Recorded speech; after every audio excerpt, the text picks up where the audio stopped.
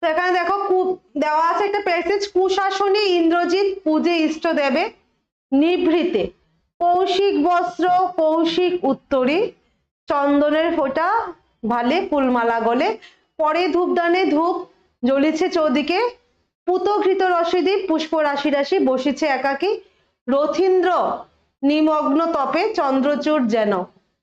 ঠিক আছে, ইন্দ্রজিৎ পূজা করছে ইষ্টদেবকে, কৌশিক বস্ত্র মানে রেশমি বস্ত্র রেশমি উত্তরী চন্দনের ফোঁটা দিয়ে কপালে ভালে মানে কপালে ফুলমালা গলের মধ্যে পড়ে গলায় পড়ে ধূপদান তারপর ধূপ চারিদিকে ধূপ জ্বলছে ঘৃতরসের দ্বীপ মানে ঘির প্রদীপ জ্বলছে রাশি রাশি ফুল ফল। তো এইভাবে যেরকম এইরকম বোঝা যাচ্ছে যে নিমগ্ন তপে মানে তপস্যায় নিমগ্ন হয়ে আছেন আর চন্দ্র যেন তার চূড়ায় আছেন। ঠিক আছে, তো এখানে দেখো প্রথম কোশ্চেন, এই অংশে জ্বলিছে পদটি হলো, এই অংশে জ্বলিছে পদটি হলো কি পদ? অপশন এতে রয়েছে ক্রিয়াপদ, বিতে বিশেষণ পদ, সিতে অব্যয় পদ, ডিতে হচ্ছে উপরের কোনোটি নয়। তো জ্বলিছে পদটা কি পদ? জ্বলিছে পদটা কি পদ হবে? কমেন্টের মাধ্যমে জানাও।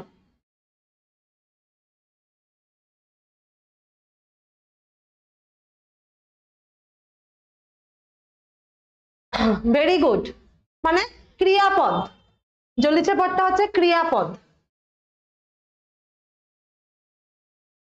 62 এই অংশে ইন্দ্রজিৎ পদটি হলো, ইন্দ্রজিৎ পদটি হলো কোন সমাসের উদাহরণ? অপশন এতে বহুব্রীহি, বিতে তৎপুরুষ, সিতে কর্মধারয়, ডিতে উপরের কোনোটি নয়।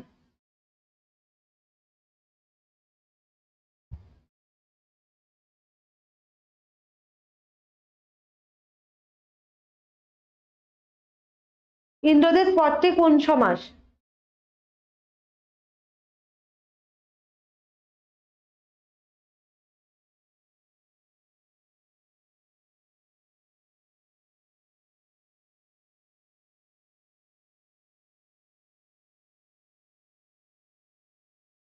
কমেন্টের মাধ্যমে জানাও।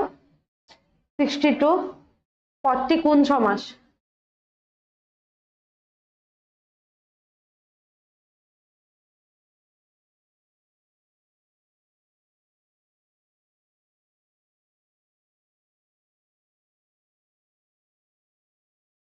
ইন্দ্রজিতের ব্যাস বাক্য কি হবে?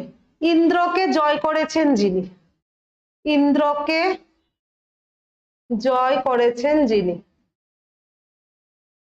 এটা হচ্ছে ব্যাস বাক্য। এবার বের করো সমাস কোনটা হবে।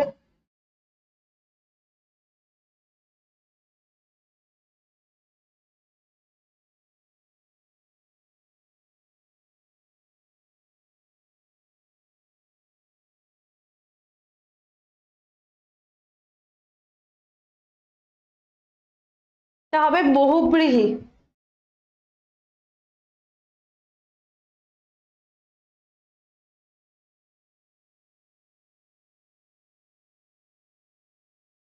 তৎপুরুষ বলছো? তৎপুরুষ কি করে হয়? অনেক বুকে তৎপুরুষ আনসার দেওয়া আছে, অনেক বুকে।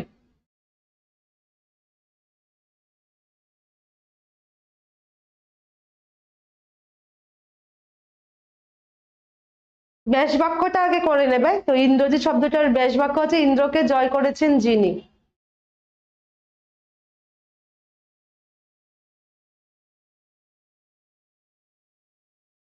প্রচুর বুকে পাবে তৎপুরুষ। 63 পূজে ইষ্ট দেবে, নিচে দাগ দেওয়া শব্দটি কোন কারক? অপশন এতে কর্তৃকারক, বিতে কর্মকারক, সিতে করণকারক, ডিতে উপরের কোনোটিই নয়।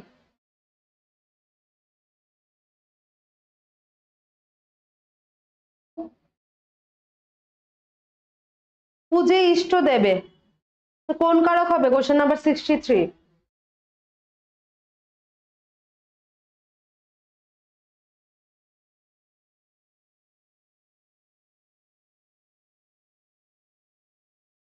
কাকে না, তাহলে কর্মকারক হবে, কর্মকারক, শুধু কারক বের করতে বলছে এখানে।